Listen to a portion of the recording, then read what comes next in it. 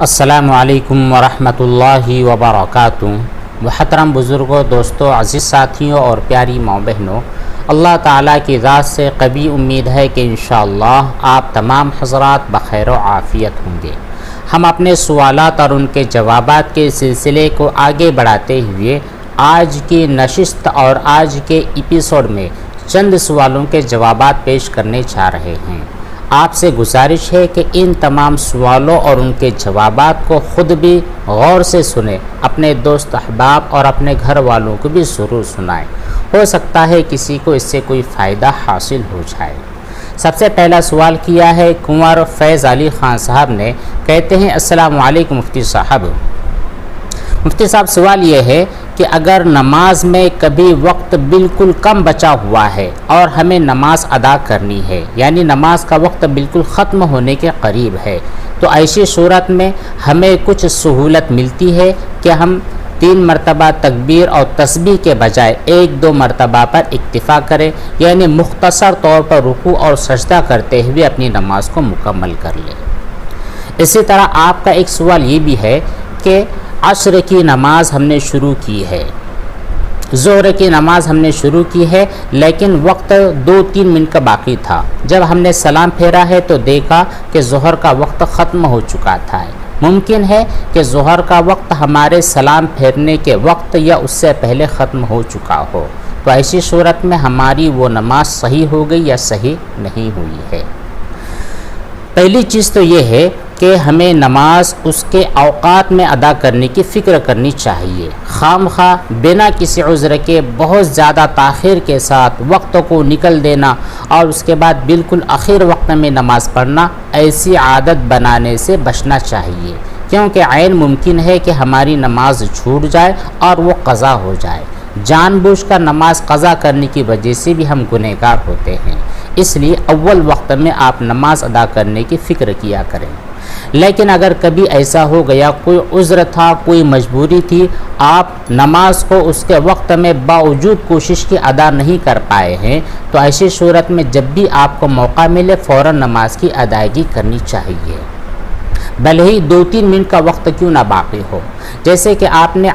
ظہر کی نماز کے بارے میں سوال کیا ہے کہ 2-3 منٹ باقی تھے، آپ نے نماز شروع کی، جب سلام پھیرا تو ظہر کا وقت ختم ہو چکا تھا، تو ایسی صورت میں آپ کی ظہر صحیح ہوئی ہے یا صحیح نہیں ہوئی، قضا ہوئی ہے یا پھر ادا ہوئی ہے۔ تو یاد رکھیں کہ اگر کبھی ایسا موقع آیا ہے تو اس صورت میں ظہر کی نماز آپ کی صحیح ہو گئی، کیونکہ وہ وقت کے اندر شروع کر دی گئی تھی، یعنی آپ کی 3 رکعتیں ظہر کے وقت میں ادا ہوئی ہے اور 1 رکعت ایسے وقت میں ادا ہوئی ہے جبکہ عصر کی نماز کا وقت شروع ہو چکا تھا، تو آپ کی ظہر کی نماز ادا ہی ہوئی ہے، قضا نہیں ہوئی ہے۔ بعد میں اس نماز کو دہرانے اور لوٹانے کی ضرورت نہیں ہے۔ اسی طرح اگر آپ عصر کی نماز ادا کر رہے ہیں اور عصر کی نماز بالکل آخر وقت میں ادا کر رہے ہیں، تو اگر سورج کے غروب ہونے کے پہلے آپ نے تکبیر تحریمہ کہہ لی تھی، 1-2 رکعت آپ کی ہو بھی گئی ہے، بقیہ 1-2 رکعتیں سورج کے غروب ہونے کے بعد ادا ہو رہی ہے، تب بھی آپ کی عصر کی نماز صحیح ہو جائے گی، لوٹانے اور دہرانے کی ضرورت نہیں ہے۔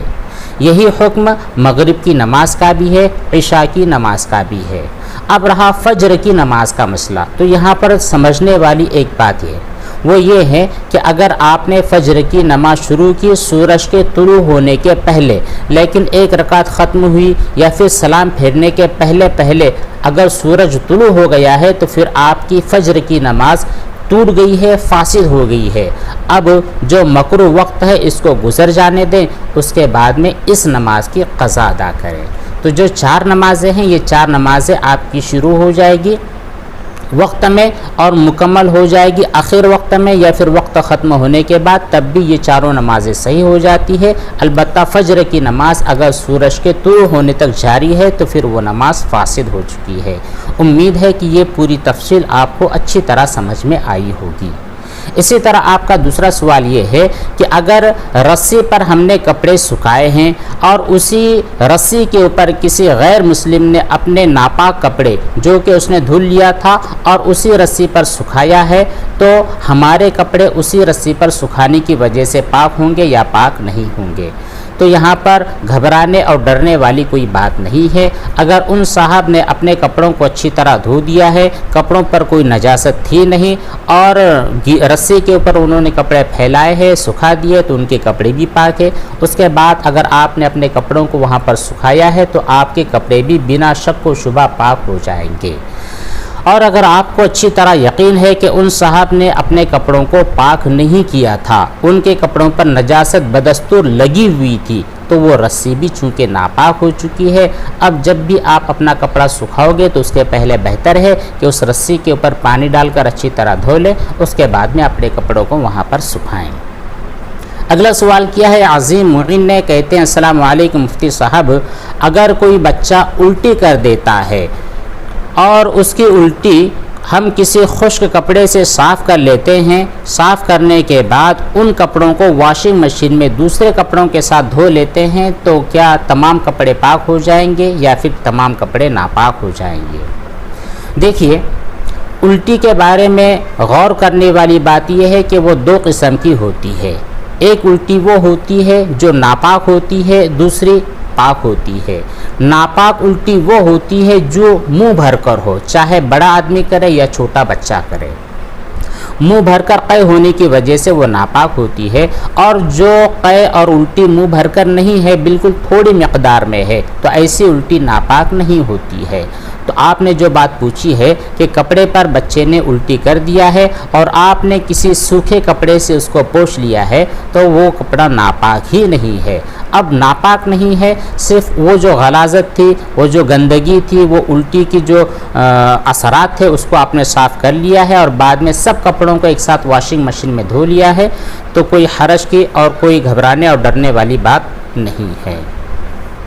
اور اگر الٹی ایسی تھی جو کہ زیادہ تھی، منہ بھر کر کے قے تھی، جو کہ ناپاک ہوتی ہے، ایسی الٹی کو اگر آپ نے صرف کپڑے سے صاف کر لیا ہے تب بھی وہ آپ کا کپڑا پاک نہیں ہے۔ بہتر یہ ہے کہ آپ اتنے حصے کو باہر ہی دھو لیں، اس کے بعد میں تمام کپڑوں کے ساتھ واشنگ مشین میں دھوئیں۔ اور اگر اس طرح کا کام آپ نے نہیں کیا ہے بلکہ وہ ناپاک کپڑا اٹھا کر دیگر پاک کپڑوں کے ساتھ ملا کر واشنگ مشین میں دھویا ہے، تو پھر پورے کے پورے کپڑے ناپاک ہو گئے ہیں۔ اب انہیں 3 مرتبہ آپ اچھی طرح واشنگ مشین میں دھو لیں گے تو پھر وہ کپڑے پاک ہو جائیں گے۔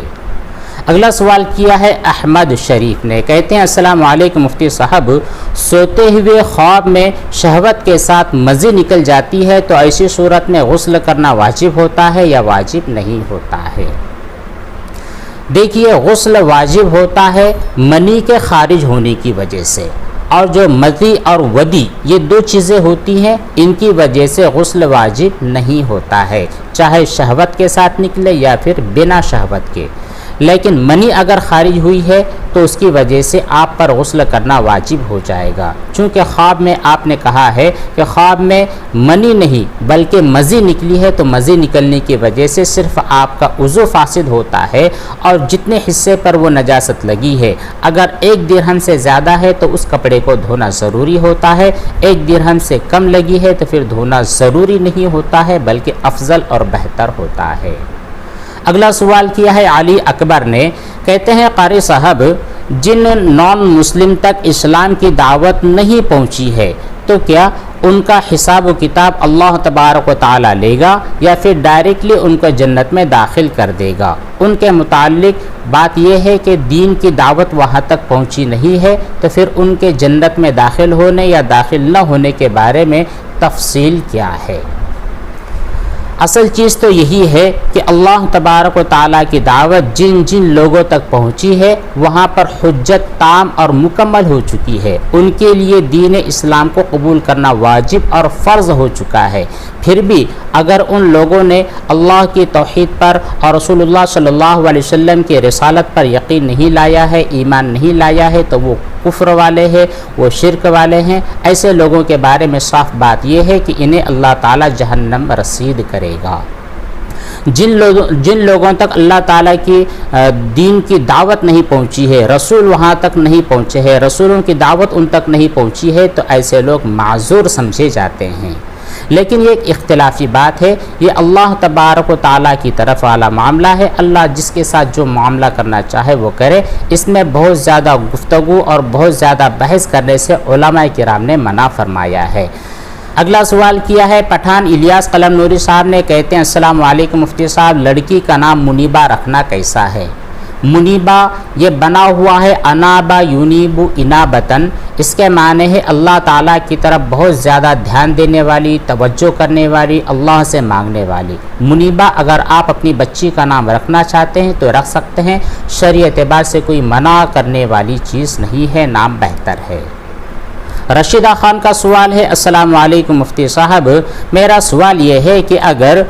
وضو کے دوران کوئی حصہ خشک رہ جائے اور ہمارا وضو پورا ہو چکا ہو، بعد میں پتہ چلے کہ تھوڑا سا حصہ باقی رہ گیا تھا، تو ایسی صورت میں کیا ہمیں مکمل وضو دہرانا ضروری ہے یا صرف جتنا حصہ خشک رہ گیا تھا اتنا ہی دھونا کافی ہو جائے گا؟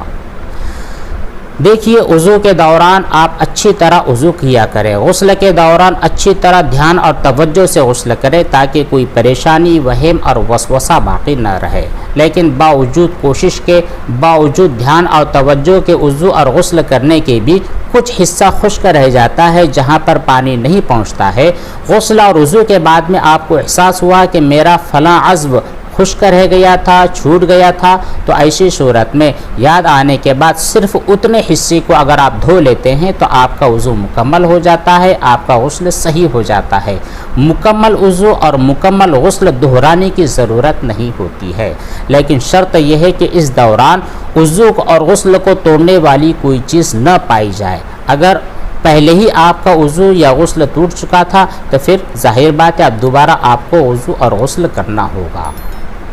اور اس دوران مان لیجیے آپ نے کوئی نماز وغیرہ پڑھ لی ہے تو وہ نماز بھی چونکہ آپ کی صحیح نہیں ہوئی ہے، اس نماز کو یا پھر اس عبادت کو بھی دہرا لینا ضروری ہوگا۔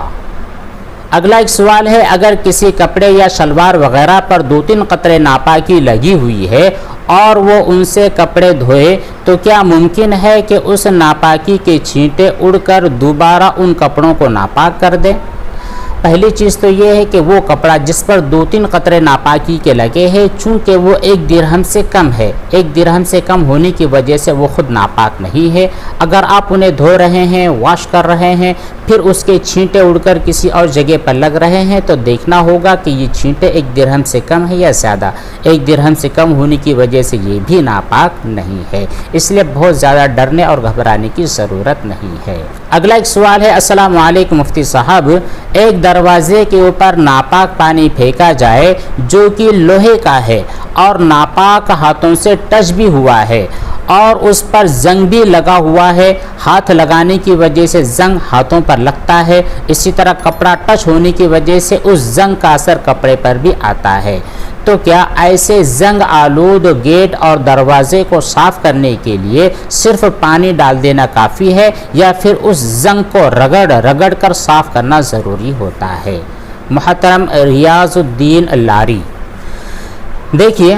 ایسا دروازہ جو کہ زنگ آلود ہے اور آپ نے اس پر ناپاک پانی پھینک دیا ہے تو وہ گیٹ، وہ دروازہ ناپاک ہو چکا ہے۔ اب ضروری ہے کہ اس ناپاک پانی کو صاف کیا جائے، اس پر آپ پاک پانی ڈال دیں، 1 مرتبہ 2 مرتبہ 3 مرتبہ پانی ڈال دیں، یہاں تک کہ پانی کا ٹپکنا بند ہو جائے تو آپ کا وہ گیٹ پاک ہو جائے گا۔ اب سوال یہ پیدا ہوتا ہے کہ اس پر جو زنگ ہے اس زنگ کو رگڑ کر صاف کرنا ضروری ہے یا صرف یوں ہی پانی ڈال دیا جائے گا؟ تو دیکھیے چونکہ پانی ناپاک پانی ہی اس پر ڈالا گیا ہے جو کہ لکوڈ تھا، اس لکوڈ کو صاف کرنے کے لیے رگڑ کر دھونے کی ضرورت نہیں ہے۔ ہاں اگر کوئی ایسی نجاست ہو جس کے اثرات اس زنگ کے اندر جم گئے ہیں، بیٹھ گئے ہیں، جو کہ کھردرا ہوتا ہے اس میں نجاست بیٹھ جاتی ہے، خون گرا ہے اور خون کے اثرات اور ذرات اس زنگ کے ذرات کے اندر بیٹھ گئے ہیں، اسی طرح پاخانہ ہے یا پھر کوئی ایسی نجاست ہے جس کا جسم ہوتا ہے اور وہ زنگ کے اندر بیٹھ جاتا ہے، تو ایسی صورت میں جس جگہ پر نجاست اور ناپاکی لگی ہے اس کو تھوڑا رگڑ کر کسی چیز سے گھس کر کے صاف کرنا ضروری ہے، کیونکہ نجاست وہاں پر اندر بیٹھی ہے، صرف پانی ڈالنے کی وجہ سے وہ صاف ہونے والی نہیں ہے۔ اگلا سوال کیا ہے یوٹیوب کنگ نے، کہتے ہیں مفتی صاحب اگر چادر پر ہلکی سی ناپاکی لگ گئی ہے جو کہ دکھنے والی ہے، ہم نے اس کو ہاتھ سے صاف کر دیا ہے تو کیا ایسی صورت میں وہ پاک ہو جائے گا یا پھر پاک نہیں ہوگا؟ دیکھیے جس چیز کے اوپر نجاست لگی ہے اس کو صاف کرنا ضروری ہے۔ اگر دکھنے والی نجاست ہے تو اس نجاست کا ختم کرنا ضروری ہے، اور ختم کرنے کے لیے پانی کا استعمال کیا جانا ضروری ہے اگر وہ کپڑے وغیرہ پر لگے ہیں۔ اور اگر شیشے پر لگی ہے یا پھر ایسی چیز پر لگی ہے جو کہ نجاست کو اپنے اندر جذب کرنے والی نہیں ہے، جیسے آپ کے موبائل کی اسکرین ہے، لیپ ٹاپ کی اسکرین ہے، اور ایسی کوئی ہارڈ چیز جو کہ نجاست کو اپنے اندر سکھا لیتی ہے اور جذب نہیں کرتی ہے، تو ایسی چیزوں کو صرف پوچھ دینے کی وجہ سے بھی پاک ہو جائے گی۔ کپڑے وغیرہ پر، جسم پر اگر نجاست لگی ہے تو صرف پوچھ دینا کافی نہیں ہے بلکہ اس کو دھونا ضروری ہوتا ہے۔ دوسری چیز یہ کہ اگر بہت معمولی نجاست لگی ہے، 1 درہم سے کم ہے، تو پھر اس کو باقاعدہ دھونا ضروری نہیں ہوتا ہے۔ ہاں اگر آپ نے دھو لیا ہے تو ایک افضل اور بہترین کام ہوتا ہے۔ اگلا ایک سوال ہے، ہمارے حافظ محمد یوسف صاحب نے سوال کیا ہے، کہتے یہ ہیں کہ ہماری ٹنکی کے اندر چھپکلی گری ہے اور زندہ حالت میں ہی ہم نے اس کو باہر نکال لیا ہے، تو ٹانکی پاک ہوگی یا ناپاک ہو جائے گی؟ اس کا پانی پھینکنا ہوگا یا اس کو استعمال کر سکتے ہیں؟ دیکھیے جو عام طور پر ہمارے گھروں میں چھپکلیاں ہوتی ہے وہ چھوٹی باریک والی چھپکلیاں ہوتی ہے، ان میں بہنے والا خون ہوتا نہیں ہے، اس لیے وہ چھپکلی اگر آپ کی ٹنکی میں گر گئی ہے اور زندہ ہی نکال لی گئی ہے یا پھر مر گئی ہے تو دونوں صورتوں میں آپ کی ٹانکی کا پانی ناپاک نہیں ہے، اس سے آپ استعمال کر سکتے ہیں، اس سے وضو کر سکتے ہیں، غسل کر سکتے ہیں۔ البتہ اگر آپ محسوس کرتے ہیں کہ اس کی وجہ سے ہمیں جلدی بیماری اور ہمارے تکلیف کے اندر مبتلا ہونے کا خدشہ اور اندیشہ ہے، سائنٹیفکلی اعتبار سے کچھ مجبوری اور پریشانی ہے، تو ایسی صورت میں آپ اسے استعمال نہ کریں، پھینک دیں۔ بہرحال وہ پانی ناپاک نہیں ہے۔ اگلا ایک سوال ہے، کیا جوان عورت اپنے شوہر کو خوش کرنے کے لیے کالا خضاب لگا سکتی ہے یا نہیں؟ سارا شیخ،